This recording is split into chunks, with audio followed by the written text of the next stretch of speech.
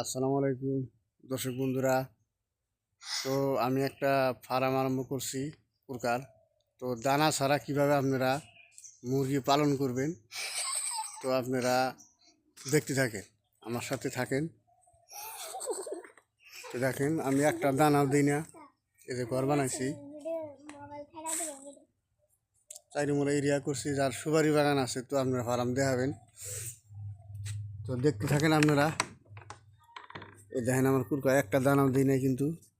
দেখেন পানি দিয়েছি, দানা পানি নাই। তো আশা করি আপনারা পালন করা হবেন। এখন গেট বানাচ্ছি, গেট ডাক্তার দিমু,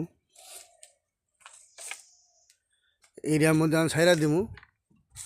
দেখেন একটা দানাও লাগবো না, কিভাবে কুরকা পালন করবেন আপনারা দেখেন। আহ আহ আহ আহ আহ বাড়ায় বাড়ায় তাহলে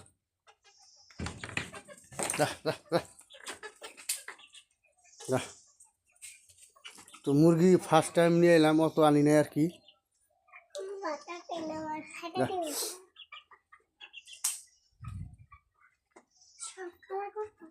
তো আপনারা দেখতে থাকেন। দেখেন দানা দানা ছাড়াই কুরকা পালন করতেছি। দেখেন আমি ছাইরা দিছি, এরিয়ার ভিতরে অনেক বড় একটা এরিয়া করছি। দর্শক বন্ধুরা দেখেন, আমি কিন্তু একটা দানাও দিই না। এই দেখেন সব বাইরের দানা খাবো খুঁড়া খুঁড়া। দেখতে দেখেন দেখেন দেখেন কীভাবে খায় আমি দেখাইতেছি।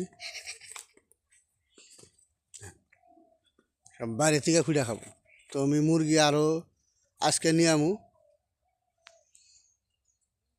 তো আপনারা যদি পালবার নিয়ে আশা করেন, তো এইভাবে এইরকম সুপারির বাগানে চাইলে মোড়া যে রাউন্ড করে বেড়া দিবেন।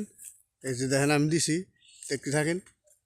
আর মাঝে একটা যে গরু উঠাবেন ছাবড়া, ওটা আপনারা কিন্তু দানা ছাড়া এইভাবে কুরকা পালন করতে পারবেন।